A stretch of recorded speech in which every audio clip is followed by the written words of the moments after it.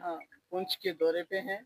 सबसे पहले हमने शुरुआत की, दो जो मासूम बच्चे ज़ैन और अरूबा, उनके वहाँ फैमिली तो नहीं थी, उनकी अपने माँ बाप तो नहीं है, वो अस्पताल में उनके फादर, तो उनके जो चाचा है वहाँ गए हम। और उसके बाद जो मौलवी साहब हैं, मौलवी इकबाल, जिनको आपके जो बड़े ही ज़बरदस्त मीडिया हैं, उन्होंने उसको जैश मोहम्मद का कमांडर डिक्लेयर कर दिया और कहा कि भाई ये इसका क्वेटा में कहीं है, इसका पुलवामा में था। तो मैं गई उनके घर में, तो उनको जितनी तकलीफ इस बात की है कि वो इस शेलिंग में का शिकार हो गए, उससे ज़्यादा तकलीफ ये है कि उनको जैश मोहम्मद का एक मिलिटेंट डिक्लेयर किया गया। और उसके बाद जिन मीडिया चैनल्स ने उनको ऐसा कहा, उनको माफ़ी मांगनी चाहिए थी, माफ़ी भी नहीं मांगी। एक चैनल ने शायद उसका किया। तो उसके बाद हम यहाँ जो मंडी भी चले गए, वहाँ भी शहादत हुई है। मैं तो शहीद ही कहूँगी इन लोगों को। तो उसके बाद अभी हम यहाँ गवर्नमेंट अस्पताल के पास भी एक फैमिली है, अपने सरदार भाई है, वो फौज में थे, वो उनके यहाँ चले गए, फिर हम अस्पताल भी चले गए। तो अभी हम और भी जाएंगे इसके बाद। तो एक चीज़ जो हमें नज़र आई वो ये है कि हर जगह ये शिकायत है कि हमें डिस्ट्रिक्ट एडमिनिस्ट्रेशन ने पहले बताया नहीं कि भाई आपको, क्योंकि जब मालूम था कि उस तरफ अटैक हुआ है तो नेचुरली ये मालूम था कि अब कहीं ना कहीं रिटेलिएशन हो गया। तो पीपल वर कॉट अनअवेयर्स, तो इसलिए ज़्यादा तबाही हुई है पुंछ में, ज़्यादा शहादतें भी पुंछ में हुई हैं। ये एक हमने देखा, इसमें लूप खोल रहा है, कहीं ना कहीं कमी रही है डिस्ट्रिक्ट एडमिनिस्ट्रेशन की। दूसरा ये है कि हमारा मानना है कि ये जो अभी इतनी तबाही हुई है, इतनी बर्बादी होगी, खासकर पुंछ का इतना खूबसूरत पुराना टाउन, शहर ये जो है, इसकी तो बिल्कुल सबसे ज़्यादा, मैं उड़ी भी गई थी, वहाँ भी तबाही हुई, पर इसका तो बिल्कुल ही बर्बादी हो गई है यहाँ पर। तो ये मुझे समझ नहीं आता है हम लोगों का क्या कसूर है, जम्मू कश्मीर के लोगों का।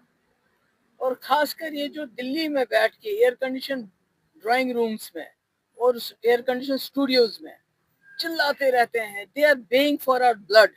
उनको ये मुंह को खून लग चुका है। जब से सीज फायर की बात हुई है तब से लगता है कोई मातम छाया हुआ है इन चैनल्स के वहां पर। मैं उनको दावत देती हूँ, आपकी टिकट्स, आपके रहने का खर्चा मैं दूंगी, आप यहाँ आप बॉर्डर्स पे रहो अपने फैमिलीज को लेके, बच्चों को लेके, और उसके बाद जंग का तमाशा देखो। वहां पर अपने स्टूडियोज में बैठ के जंग का तमाशा नहीं देखो। क्योंकि मैंने देखा जो पहलगाम में हुआ, बहुत बुरा हादसा था, दहशतगर्दी कोई भी बर्दाश्त नहीं करेगा। मगर जितना इन मीडिया चैनल्स ने माहौल बनाया जंग के लिए, मुझे समझ नहीं आती why they are so blood thirsty. ये देखते नहीं कि हमारे बच्चे, हमारी औरतें, हमारे लोग जिनका कोई लेना देना नहीं जंग के साथ, वो किस तरह यहाँ, किस तरह घर उजड़ गए हैं, बर्बादी हो गई है, कहाँ से बनाएंगे। जिंदगी भर लोगों ने पैसा जमा कर करके अपना आशियाना बनाया होता है, सब तबाह हो गया है। तो मेरी सरकार से गुजारिश है, एक तो इनको जो है डिक्लेयर किया जाना चाहिए शहीद है, ये तो इसमें तो कोई शक नहीं होना चाहिए।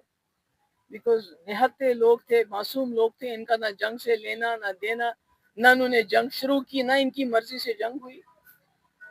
दूसरा ये है कि जो मकान डिस्ट्रॉय हुए हैं, कम से कम 50 लाख रुपए मिलना चाहिए। जो मकान जिनके बिल्कुल तबाह हो गए हैं, जिनका रिपेयर है, उनका भी उसका कम से कम 50% मिलना चाहिए। और जितने भी हमारे लोग शहीद हुए हैं उनको एक जॉब मिलनी चाहिए। कम से कम इतना तो मुझे लगता है, इतना तबाही के बाद कम से कम यहाँ के जो लोगों को इतनी मुसीबत देखनी पड़ी, क्योंकि घर में कोई नहीं है, गरीब लोग हैं, बेबस लोग हैं। जो घर का कमाने वाला था वो चला गया, तो अब कौन खाएगा। अभी मैंने देखा यहाँ जहाँ मैं गई, छोटे छोटे दो बच्चे हैं, ये जो सरदार भाई हैं हमारे, दो छोटे छोटे बच्चे हैं, उसके एक बेटा और बेटी, तो कौन कमाएगा उनके लिए। तो मेरी सरकार से यही गुजारिश है कि इसमें इनको बड़ी अच्छी तरह से रिहैबिलिटेशन पैकेज होना चाहिए। और कई जगह मैं सुरन कोर्ट में गई तो मुझे वहाँ शिकायत आई कि जिनका इंश्योरेंस है उनको जेके बैंक इंश्योरेंस कहता है ये जंग थी, वॉर का हम इंश्योरेंस, तो ये क्या कमाल है, ये कैसे चलेगा। तो बाकी जहाँ तक आप जानते हैं कि मैं जब से ये शुरू हो गया, मैंने पहले दिन से बोला है, जंग किसी मसले का हल नहीं है। क्योंकि जब जंग होती है तो ये शुरू तो हो जाती है, पर इससे حاصل کچھ نہیں ہوتا ہے، بلکہ دونوں طرف کی ہار ہو جاتی ہے، کیونکہ معصوم لوگ دونوں طرف سے مارے جاتے ہیں۔ اگر یہاں زین اور عروبہ ماری گئی، 12 سال، ابھی ان کے 25 اپریل کو ان کا برتھ ڈے 12 سال کے ہو گئے۔ وہاں میں نے دیکھا چھوٹا بچہ 7 سال کا ارتضا عباس، چھوٹا سا 7 سال کا بڑا خوبصورت سا بچہ، وہ اس کو بھی یہاں شیل لگا تو اس کی وہ ایسے ہوگا۔ تو میں سمجھتی ہوں یہ برا ہے۔ میں پھر کہنا چاہتی ہوں کہ ابھی جو ہمارے ملک میں اور پاکستان میں ایک سیز فائر ہو گیا ہے، تو یہ it should not be an event, ایک بار ہو گیا تو بس نہیں، اس کو قائم رکھنے کے لیے محنت کرنی پڑے گی، اور اس میں دونوں ملکوں کو انویسٹ کرنا پڑے گا، تاکہ دوبارہ خدا نہ خواستہ اس قسم کے حالات نہ ہو جائے۔ اور میں ساتھ ہی یہ کہنا چاہتی ہوں، ہمارا ملک بڑا ہستہ بستہ ملک ہے، ترقی پذیر ملک ہے، اس کی اکانومی 3rd نمبر پہ ہے۔ It's like an elephant, economic میں یہ ایلیفینٹ، جیسے ایلیفینٹ چلتا ہے ویسے یہ جو بیڑی ہے اس کے پاؤں میں، یہ جو ایک سمسیا ہے جس کو واجپئی جی کہتے تھے کہ ہم کشمیری کی سمسیا کا سمادھان انسانیت کے دائرے میں کریں گے، تو میں سمجھتی ہوں کہ کشمیر کو صرف ٹیرر کی نظر سے نہیں دیکھنا چاہیے، سیکورٹی کی نظر سے نہیں دیکھنا چاہیے، انسانیت کی نظر سے دیکھنا چاہیے، اور اس کا حل بھی انسانیت کے حساب سے ہی ہونا چاہیے۔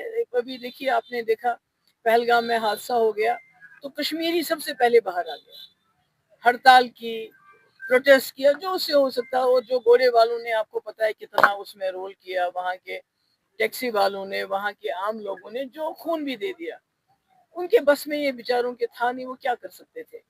مگر میں تبھی کہتی ہوں کہ اگر کشمیری ایک قدم چلا ہے تو اب گورنمنٹ آف انڈیا کو 2 قدم چلنا چاہیے، اور اس سمسیا کا جو سمادھان ہے انسانیت کے دائرے میں۔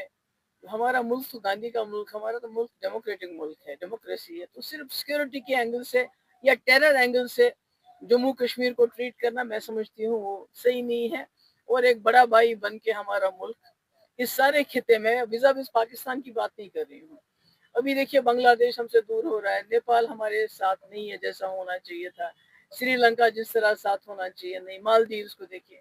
مطلب ہمارا جو ہم کہتے ہیں کہ ہم نے دنیا میں اپنی لیڈرشپ قائم کرنی، جب ہم اپنے ریجن کو نہیں سنبھال سکتے تو دنیا میں کیا جائیں گے۔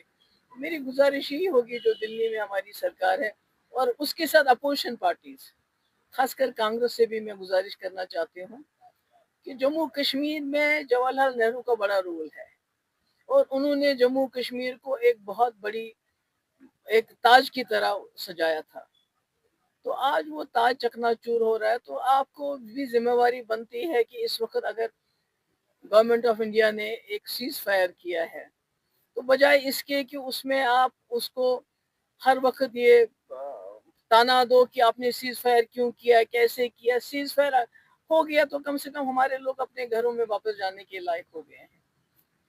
تو مجھے لگتا ہے کہ دیر شوڈ بی، پہلے جس طرح ایک رائے بنی پہلگام کے بعد، ساری پارٹیز اکٹھے ہو گئی اور گورنمنٹ آف انڈیا کو بولا کہ آپ جو ایکشن لینا چاہتے ہیں لے لیجیے، آج مجھے لگتا ہے ساری پارٹیز کو اکٹھا ہونا چاہیے، اور امن کیسے قائم ہو اس خطے میں، کس طرح پیسفل مین سے جموں کشمیر کے لوگوں تک you can reach out to the people of Jammu and Kashmir, how we can peace restore within this region۔